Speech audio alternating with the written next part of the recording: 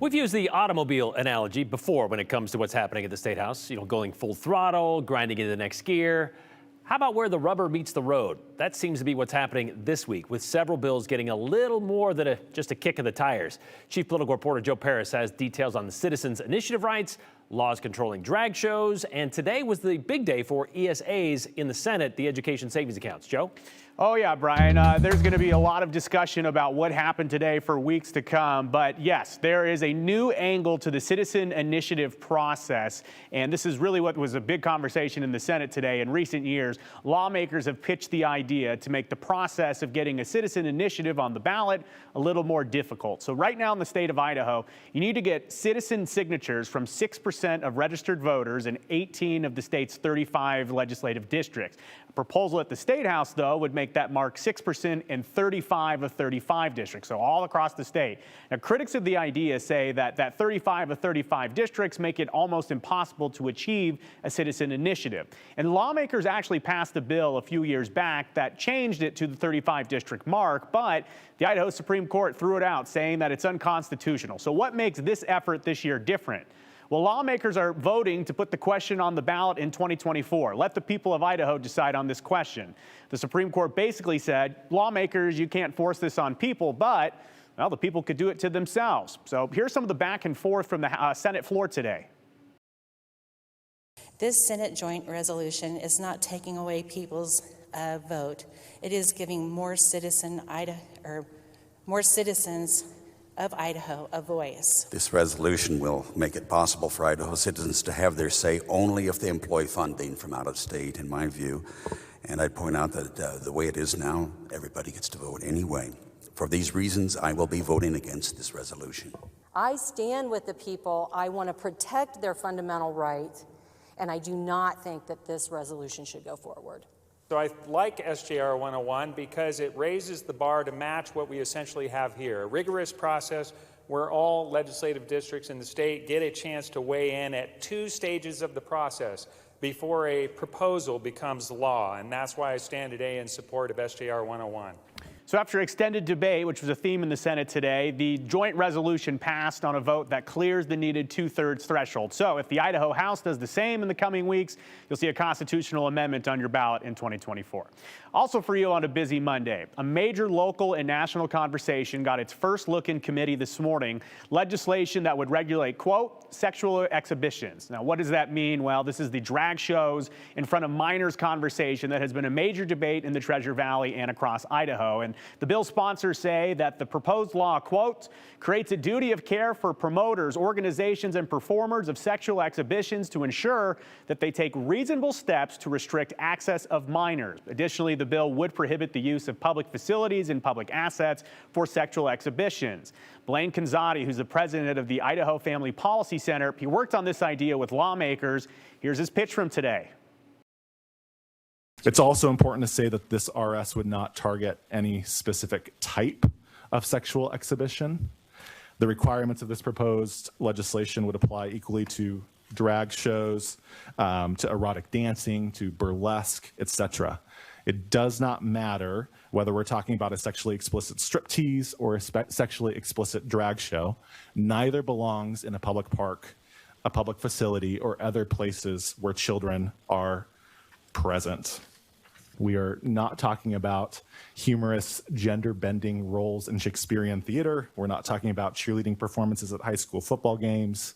We are talking about live performances that involve sexual conduct. These sexually explicit performances could still take place on private property so long as promoters and organizers took reasonable steps to restrict the access of children. So if you want to feature a drag show or erotic dancing, that would still be okay, so long as you check IDs at the door. So the legislation is clear, by the way. Parents can't choose to take minors to events described in the legislation. Gonzatti compared it to taking a child to a strip club. It's not allowed, even if a parent wants to do so. Process-wise, this is the very first appearance of this legislation. The committee did print it, so we'll get a full hearing very soon. Finally for you, in what will likely be the longest debate of the year, Idaho senators went back and forth for about 2 hours on the merits and features of the proposed Freedom and Education Savings Accounts, ESAs. Long story short for you, this version of the ESA bill, it looked to allow families to use public dollars on private education costs like tuition at a private or religious school, or using funds to take care of educational expenses as a part of a homeschool environment or learning pods. Here's a taste of both sides of the debate for you.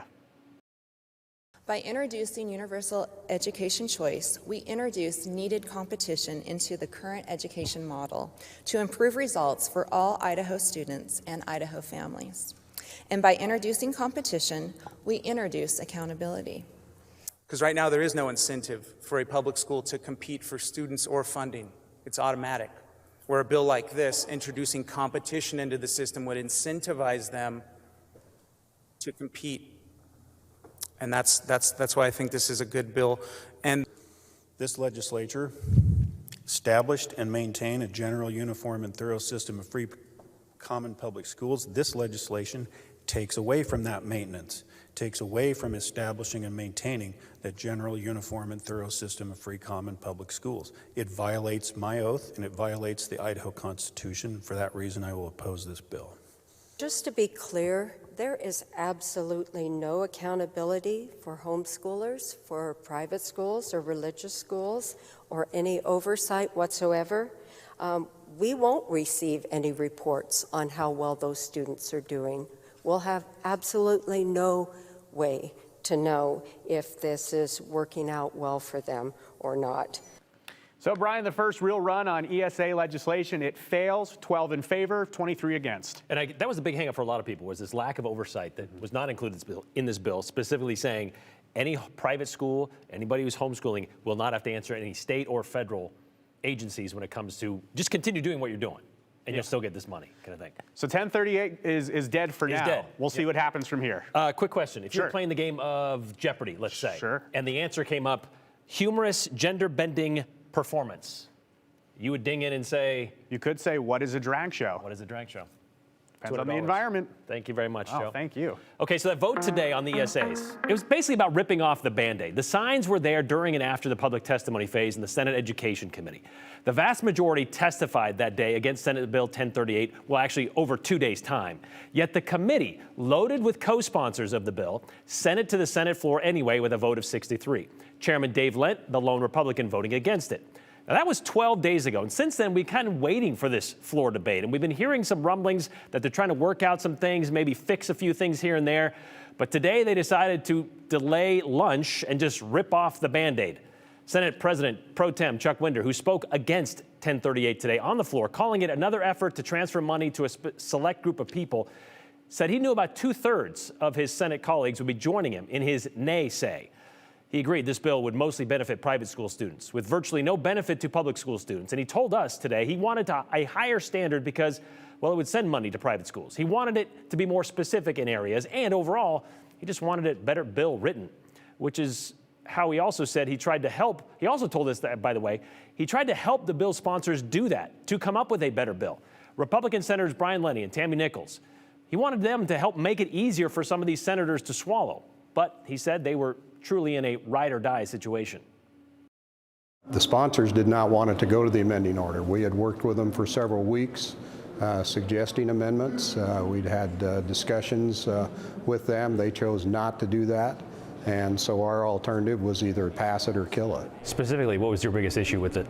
I think basically there were kind of two biggest issues, in my opinion, was the idea that only a portion of the money had to be used for education.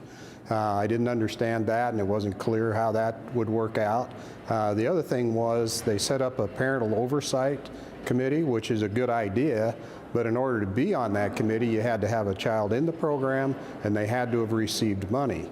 So to me, that created immediate conflict of interest with taxpayer dollars. So this one was just pretty wide open. That was the problem. Pretty wide open, yeah. It's not the end of this, though, right? Oh, it's not the end of it. You're going to see 2 or 3 or 4 more bills before the session's over, and probably one of them will get passed.